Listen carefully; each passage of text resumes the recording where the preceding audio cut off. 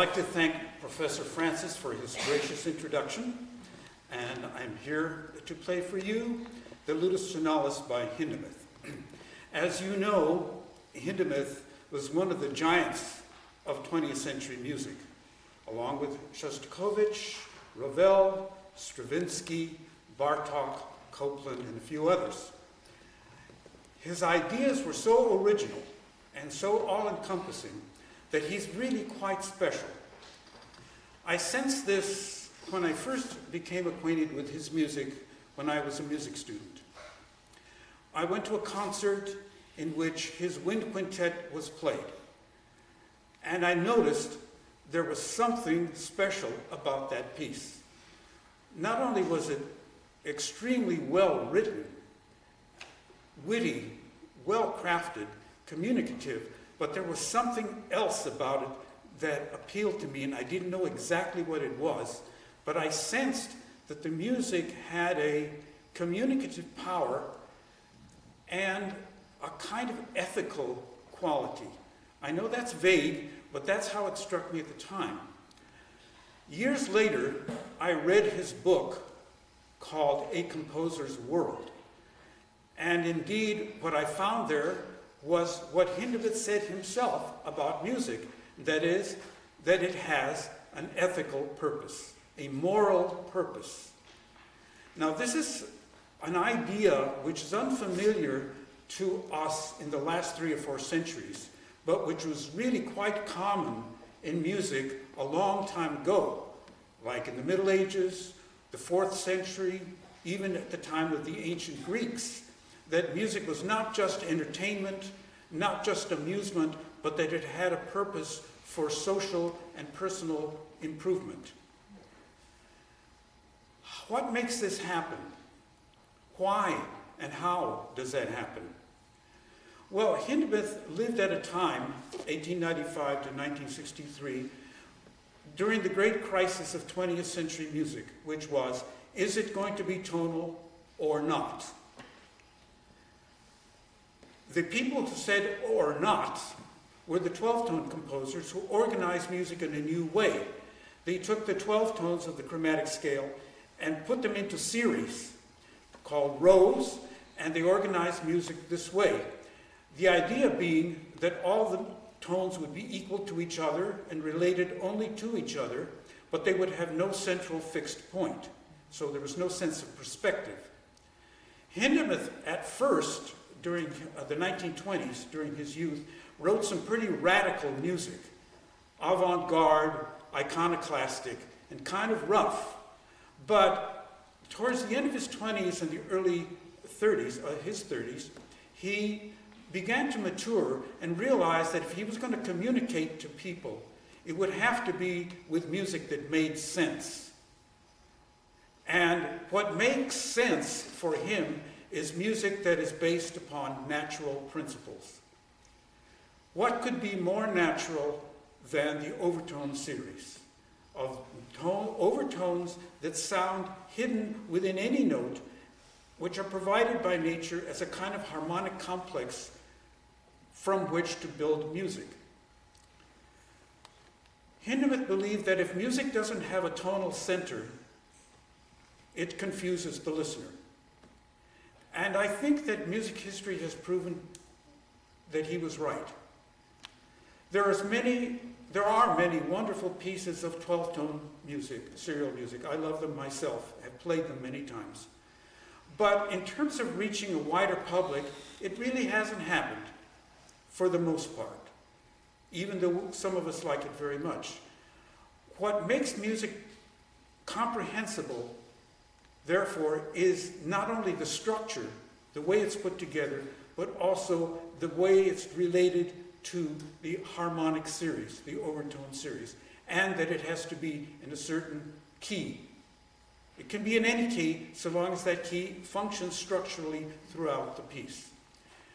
If you look at the program, you will see that each of the fugues is in a certain key, and the interludes between them go from one key to the next, in most cases. What makes Hindemith's music also communicative is something that's really rather surprising. When I have played Hindemith's music for audiences, one of the reactions that I get is they're pleasantly surprised to see how tuneful it is. In fact, Hindemith is a very melodic composer. He was an inspired melodist. Melody is kind of an endangered species in 20th century music, I think you would agree. But I think you will find in these 25 pieces of Ludus Tonalis, there is an abundance of melody. Some of them are quite overt. For example, the arioso in the prelude. I'll play a little bit of it.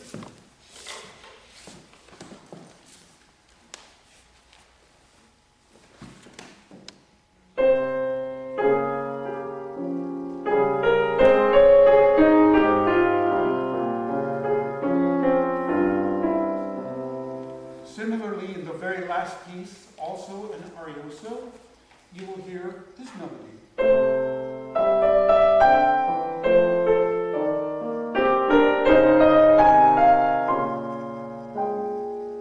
Now, it doesn't sound like Mozart, but it does make sense, and it's in a certain key, and it is melodic, and it communicates. There are several other notable examples in the Ludus Tonalis. For example, the interlude that is marked pastoral. It's about fifth or so in the series there.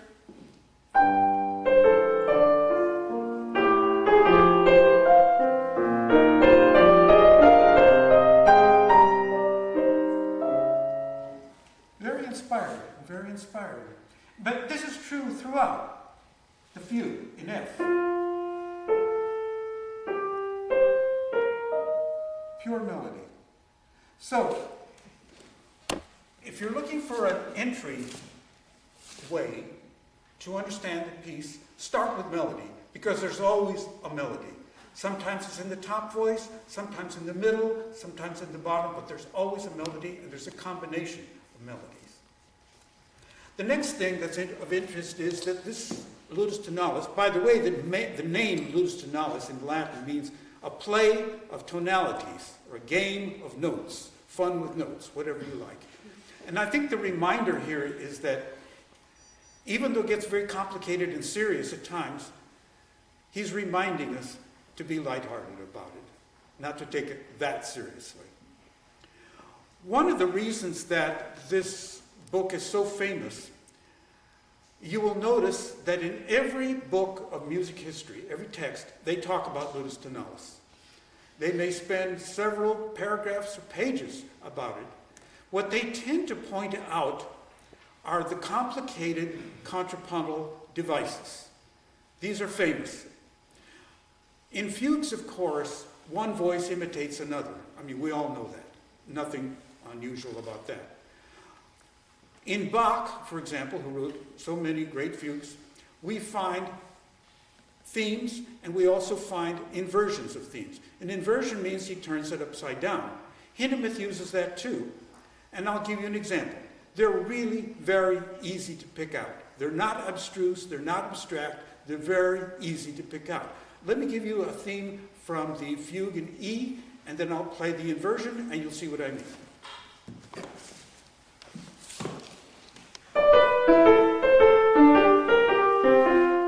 The inversion. No problem. The intervals go in the opposite direction, the rhythm stays the same. It casts a new light on the theme. Another thing Hindemith does, and this is a bit notorious, he will take a theme and play it backwards. Now, why would he do such a thing? Well, some listeners have thought he was being clever, or showing off, or trying to write a demonstration piece where he was teaching people how to do this. I believe he was doing it for an artistic reason, which is it creates unity and variety at the same time. That is, a theme that goes forward and goes backwards is really the same theme in two different aspects. I'll give you an example of that, and I think you may not be able to hear what's happening the first time. However, you'll see the relationship once we take the backwards theme and turn it upside down, then it becomes perfectly clear. So it's really not advanced. It's really quite simple to hear. The fugue in B flat is notorious for this type of technique. I'll play a little bit of it.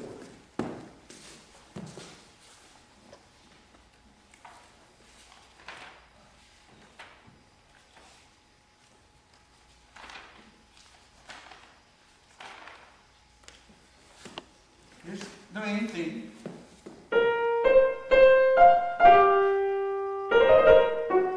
The imitation. Easy and light. Here's the upside down version.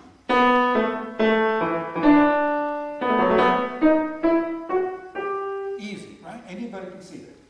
Now the backwards.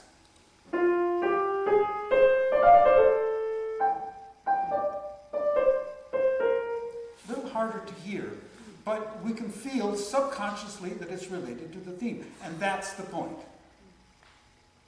The inversions make a conscious connection. The retrograde, or the backward, makes an unconscious connection.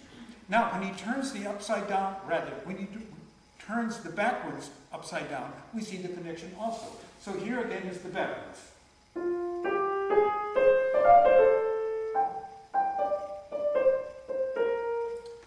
And here's the upside down backwards.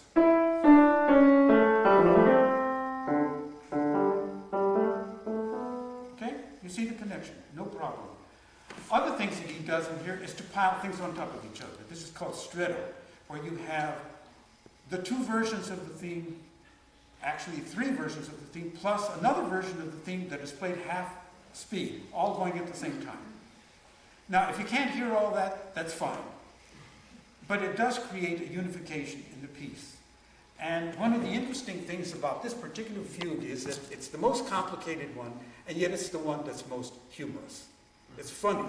It's really quite lighthearted. So we have melody. We have counterpoint. There's something even more important, and that is character.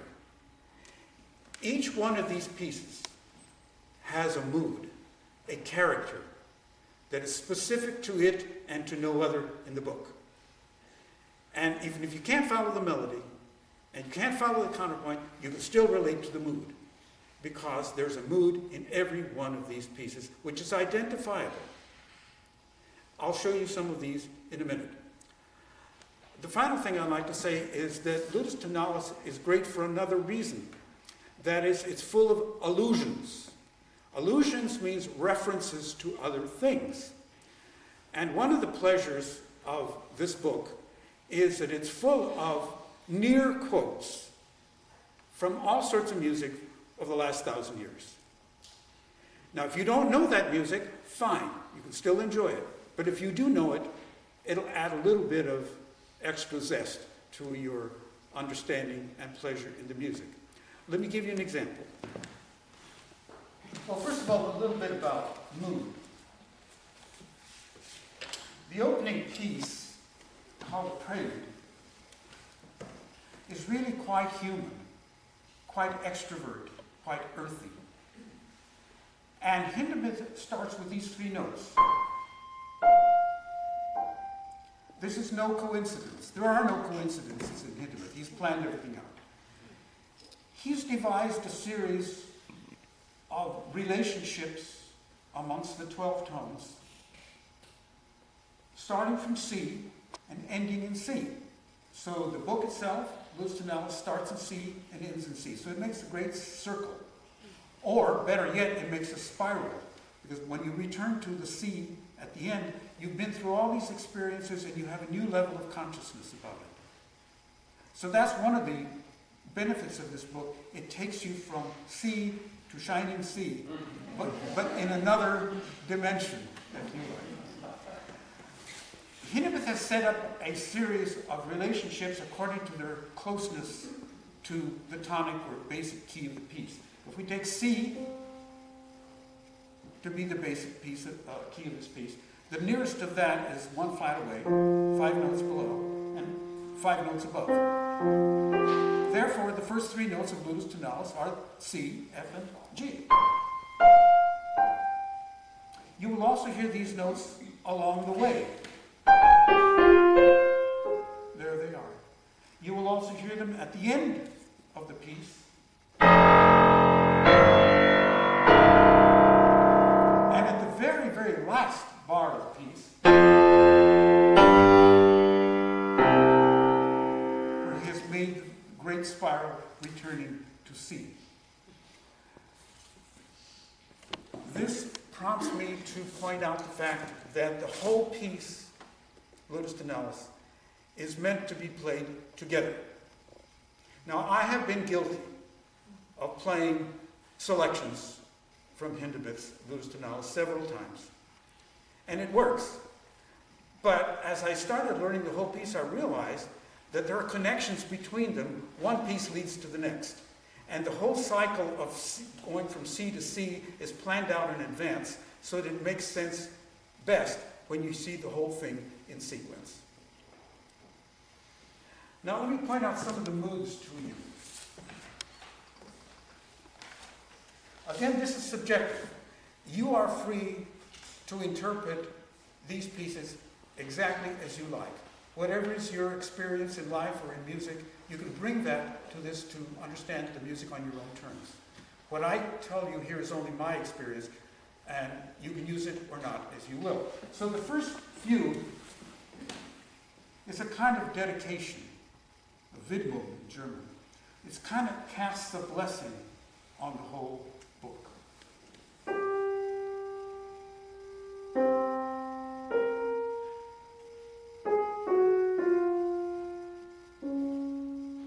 It happens to be a fugue with three themes, but don't worry about that.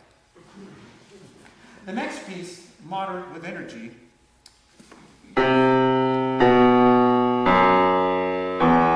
starts with this very commanding gesture. I think of it as a kind of storm. And the image that comes to my mind is the famous bronze statue of Zeus. I'm sure you've seen it.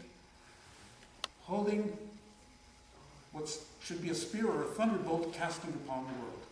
That much divine power. And so there's a big storm that's generated here, but it peters out very quickly, so it turns out to be a summer storm. The next one, marked cheerful, there's an allusion here, a reference to the 18th century French harpsichord composer Jean-Philippe Rameau, his very popular piece called The Chicken.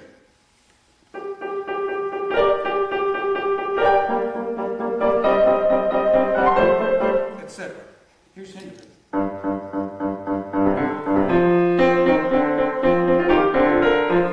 The connection is really there. The pastoral is an outdoor scene, a shepherd playing a pipe. Okay, the next one, the fugue in F. This is one of those pieces that befuddles people, but it really shouldn't. Because it's a piece that goes to the middle point and then starts going backwards from there to the end. But you can't tell. I can't tell. I studied this piece for a long time before I discovered exactly what was going on. However, Hindemith has done it so skillfully that you can't tell where it is. It feels and is completely natural. And that's the important thing, is that these devices that Hindemith uses, like I just described, are not artificial. They really make musical sense. And if you don't know they're there, fine. The music really communicates by itself. The next one, called Scherzando, there's a piece by Debussy called Gollywog's Cakewalk.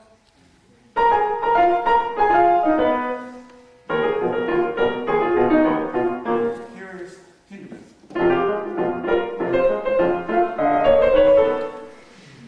There really is a similarity. The fugue in A may refer to a Renaissance type madrigal. You've heard of music like this. Here's Hindemith. So he borrows the rhythm, but not the notes. This fugue is interesting. You'll notice it has three tempos. That's because there's a fast fugue at the beginning, a slow fugue and a foreign key in the middle, and then third fugue is a combination of the first two.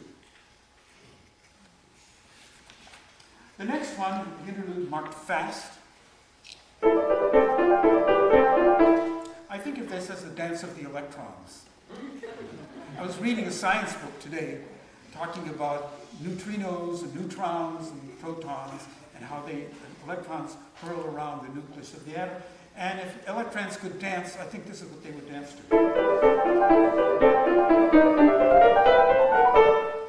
Okay?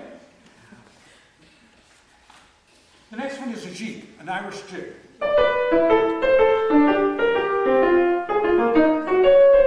so on. The next one is almost like a popular tune.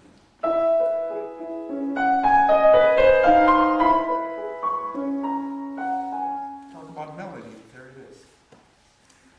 The next one, the fugue in E flat, is one of the most exquisite pieces in the book. It's a picture, it's a night picture in my imagination. Outdoors, out in the fields, in the hills, a lonely shepherd is playing a flute.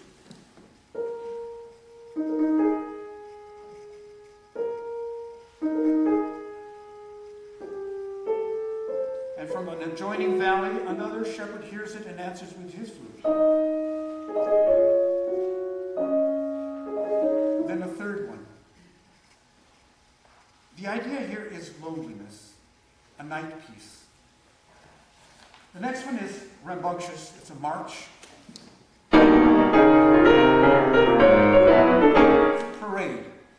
The interesting thing about this one is the middle part, the trio, has a resemblance to the Marine hymn.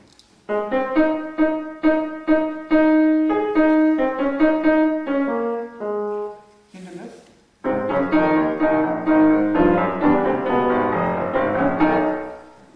I don't think this is a coincidence, but it might be. And this was 1942 when he was really writing this, so I leave it to you to decide. The fugue in A flat, which follows, is one with very long, beautiful melodies in it. I don't know how else to describe it. It's not complicated. Some of the fugues are complicated, and some are really rather simple. This is a simple one, but the middle parts, the episodes, are a little longer. The next one is like a procession, a royal procession, or bishops or something, the Pope or something, very dignified.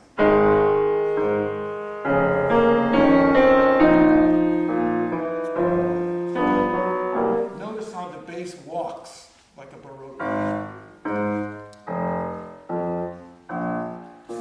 Okay? Now, this piece, the one I just played, is the loudest piece in the whole book. And it's also the middle one in the whole book. So in other words, this is the climax of the whole book. And it's at this point that I like to point out the shape of Ludus Tonalis as a whole is an arc. From C to C. The high point up here is the loudest point, and it happens right in the middle. What follows is a fanfare. Trumpets, trombones, and so on. And it has a feeling of a beginning. It would be easy to orchestrate this for brass instruments. It has a feeling of a beginning in the middle of the piece.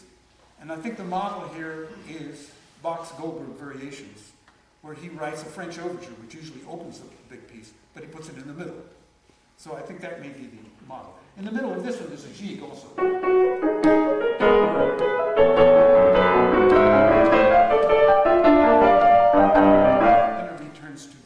The fanfare. Now the next one, the interlude, has this idea in the middle.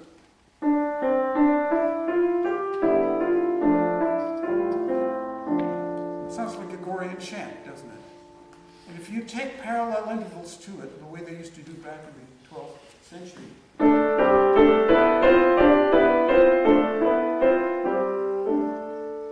then you add chromatic notes and speed it up. You have an Italian tarantella.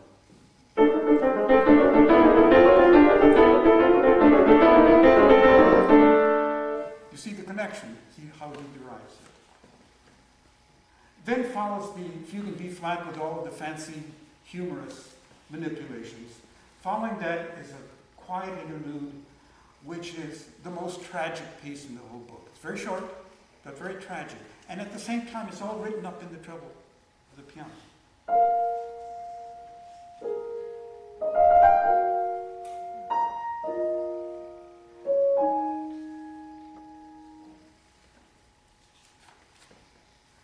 The next one is one of these pieces in which he writes it forward, and then he starts going backward, or he turns it upside down in the middle. And then in the middle. Easy to understand. The next one is a kind of a polonaise, or a march in three time.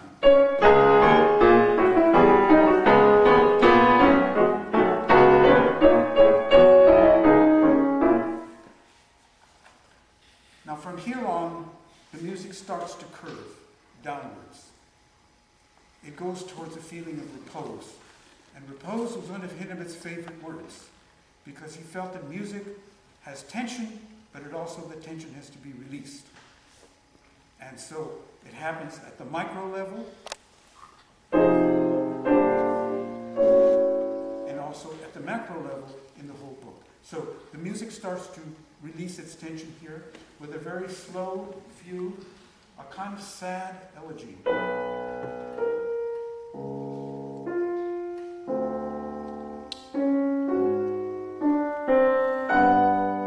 Again, melody above all. The next one is a little waltz, bittersweet.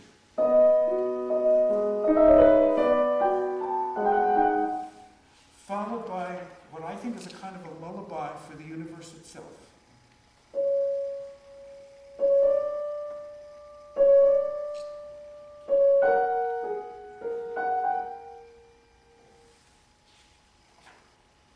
The final piece, the postlude. Now, this is a notorious movement because it's upside down and backwards of the first movement. But this is not important for understanding the emotional content of the piece, because it has a totally different meaning from the beginning of the piece. I'm amused sometimes when I play this for the public that some people who have the scores will turn it upside down and try to follow the music that way. This is totally misguided. The music is supposed to get you to your soul directly. And these techniques that I described to you, including this one, are just a means towards an end. And the end in this case is very, very quiet, and it's as though you have experienced everything, and now you're in intergalactic space, where there's absolute silence, and if there's any music at all, it would be the music of spheres, chimes sounding at a very great distance. You really have to listen for this.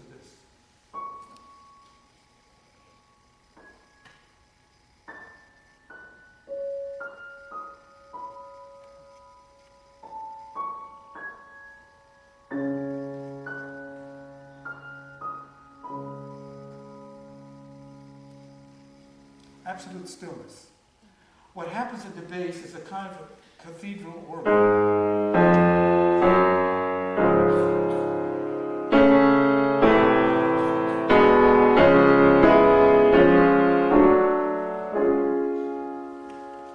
Followed by the arioso I mentioned before, and then the last part, the moderate. It says, a friend of mine has described this as celestial music. Angels in their hearts. After all, you're on outer space. You're in heaven already.